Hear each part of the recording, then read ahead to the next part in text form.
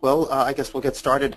Thank you very much for this opportunity to present today on the opioid analgesic epidemic, and I'd like to thank Michael Parkinson for this invitation. I'm going to be presenting data, almost all of which comes from the United States. So, and I understand that folks who are participating on this webinar are mainly from Canada. I think something that I could make clear is that the trends that I'll be presenting are identical. The same thing that's been happening in the United States is happening also in many parts of Canada. So I think what I'm presenting will apply. And also, just before I get started, I'd like just a shout out to some Canadians who have been champions in the effort to both raise awareness about the opioid addiction epidemic and to help bring it under control. Just like to mention Ada Thompson from ARPO and David Jerlink and Irfan Dalla, who are members of Physicians for Responsible Opioid Prescribing. Both of them have been doing great work to inform the medical community of the risks and benefits of opioids. And you've got other activists as well, like Amy Graves, all of whom are doing great work, and I just wanted to acknowledge them before I got started. So we're going to go to the first slide, and if I can get my slides to advance. Here's what I'll be talking about. Some past opioid epidemics. I'll talk about the current epidemic, why I believe we have an epidemic right now. I'll talk about the controversy surrounding the use of opioids for chronic pain, and then I'll talk about strategies to control the epidemic. The next slide, slide number 3, you should be looking at a picture of the opium poppy. And it's an attractive flower, and as you see in the middle of the flower is the poppy head. On the next slide, you see opium that's coming from a poppy head, and it's in crude opium. It's from crude opium that we get our opioids. And on the next slide, excuse me, you'll see some common opioids. Morphine and codeine exist naturally in that crude opium. Heroin is manufactured by taking morphine and treating it chemically. And similarly for hydrocodone, which I understand you don't have in Canada, and oxycodone, both of those opioids are also similar to heroin. They're created by treating compounds that exist naturally within opium. That's how we create these semi-synthetic, excuse me, semi-synthetic opioids. I'm going to apologize. I have a bit of a cough, which I hope will behave during this presentation. And then we also have some completely synthetic opioids. For example, methadone and Demerol are completely manufactured. All of these opioids interact with the same receptor in the brain. It's called the mu-opioid receptor. And when they interact with that receptor, they all produce a very similar effect. So I'll start by talking about an epidemic that we had in the late 1800s. Shortly after we figured out how to isolate morphine from crude opium, it began to be used in many different products that were sold by prescription or sold even over the counter. This is a product that was marketed to women to treat teething pain in their infants. And it was in the late 1800s that the United States began to experience its first opioid epidemic. This was a time when use of morphine-containing products was very common. And as you can imagine, there would be many reasons why individuals would be medically exposed to products containing morphine.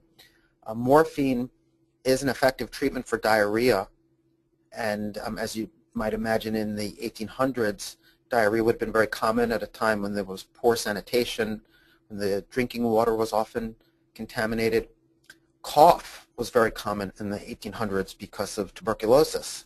And of course, like today, pain would have been common, and certainly used short-term. Opioids can be effective for relief of pain. So there were many individuals becoming medically exposed to morphine-containing products. And when you expose a large percentage of your population to a highly addictive drug, many people do in fact become addicted to it. So the United States experienced its first opioid addiction epidemic, and it was associated with a serious overdose death problem like today, which is why when Bayer, if we go to the next slide, introduced heroin in the very late 1800s, and heroin really didn't become popularly prescribed until the early 1900s, the marketing campaign for heroin was that it was a safer alternative to morphine-containing products. The Bayer company recognized that there was fear of overdose death associated with morphine, so they promoted heroin as a safer alternative, and they pointed to studies that had been done in mice where, to argue that there was less risk of overdose death. And I don't know if we'll ever understand if the Bayer company completely fabricated these studies or whether the studies with mice were not done correctly, but certainly we do not have a lower risk for overdose with heroin. And in fact, shortly after the release of heroin, heroin became an extremely popular drug for misuse, especially on the streets. And here in New York City, where I'm from, we had our first heroin problem in the early 1900s. And these were mainly children of immigrants who were buying pharmaceutical-grade heroin tablets, crushing the tablets, and snorting them. They were Irish, Italian, and Jewish.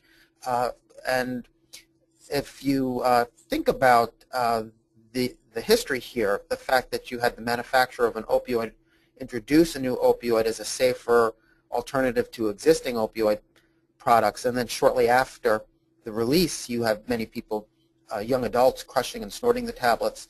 It's a very similar history to what we experienced with OxyContin both in Canada and in the United States. Laws were passed in the early 1900s which helped bring the opioid epidemic, the two overlapping epidemics, both the morphine epidemic of iatrogenic, meaning medically caused addiction, and that began in the 1800s, and the misuse of heroin. Both of those epidemics were brought under control by laws passed, a law in the United States called the Harrison Act. We didn't have another problem, another opioid epidemic, until after World War II. And when we had our next epidemic, this time it was heroin, but it was black market heroin, and it was largely in inner city neighborhoods. These were poor minority neighborhoods throughout, particularly in the East Coast, but in many cities around the country where black market heroin was being sold. And because the heroin was cut so many times before it made its way to the street, about the only way a user could feel the effects was through injection use. So this epidemic was associated with injection use. So I'm now going to just summarize these three fairly distinct opioid epidemics that we've had here in the United States. We had a morphine epidemic in the 1800s. It was mainly middle class. It was more female than male, and it was mainly iatrogenic addiction, addiction caused through medical treatment. Then in the early 1900s, we had a heroin epidemic. This was mainly non-medical use of heroin that was leading to addiction, and for that particular epidemic, which overlapped the first epidemic, it seemed to be more male than female. And then in the 60s and 70s, we had a third heroin epidemic. It was black market heroin. It was more likely to be minorities. It was more likely to be males who were affected, and this particular epidemic was associated with injection drug use, which is why when HIV/AIDS hit, tens of thousands of individuals from this cohort died of AIDS. Now we'll talk about the current epidemic. This slide is a little old now. The media has been covering this topic more so now, I think, than ever before. And the media is presenting this as an epidemic. I think that when the media covers a story involving drugs and the media refers to the problem as an epidemic, it's necessary to be a bit cautious in accepting whether or not we have an epidemic because the television news tells us or because magazines or newspapers describe the problem as an epidemic. And the reason why we need to be cautious is that drug stories are invariably presented as if the drug that's being discussed is the latest threat to our nation's youth. Drug stories are sensational. They do help sell newspapers and magazines. And so we have to be careful. We shouldn't necessarily believe that there's an epidemic because the media describes it as such. In the case, and if you look at coverage of just about any drug problem, whether it's ecstasy or bath salts or cocaine, almost always it's presented as an epidemic. In the case of opioid analgesics, however, when we hear in the media that there's an epidemic, the media does have it right this time. We absolutely do have an epidemic of opioid analgesic addiction and overdose deaths. But the reason that we should believe that we have an epidemic is because the data strongly suggests it. And here in the United States Centers for Disease Control is using the term epidemic. In fact, they're not just calling this an epidemic. They're saying that this is the worst drug epidemic in United States history. And the reason, I'll explain in a moment why they're using language so strong to describe the problem.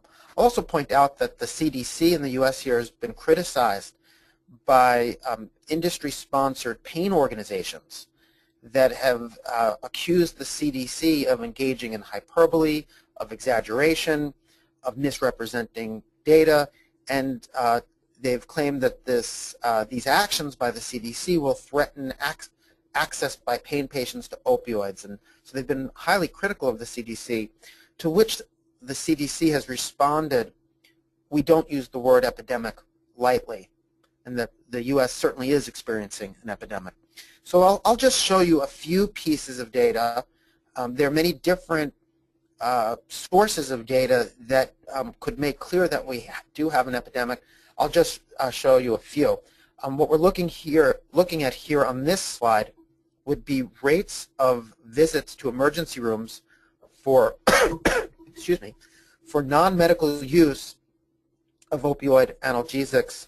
And here you see, particularly for hydrocodone and oxycodone, you see a greater than 100% increase during the 5-year period that's shown on this slide.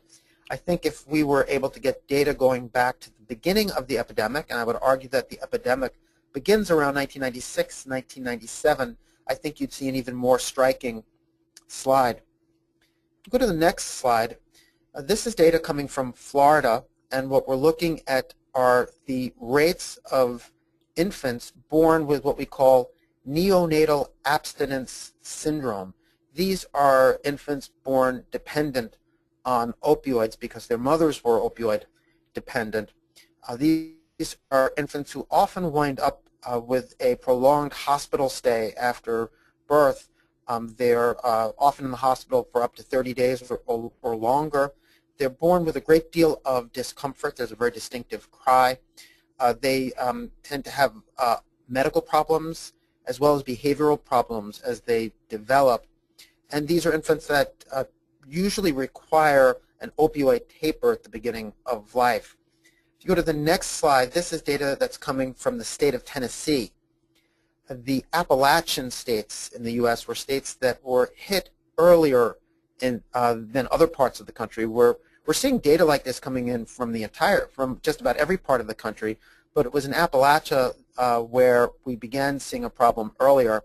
And what you see on this slide is infants born with neonatal abstinence syndrome beginning in 1999. This was a few years into the epidemic, and you see that there were about 50 infants with neonatal abstinence syndrome in the entire state of Tennessee back in 1999.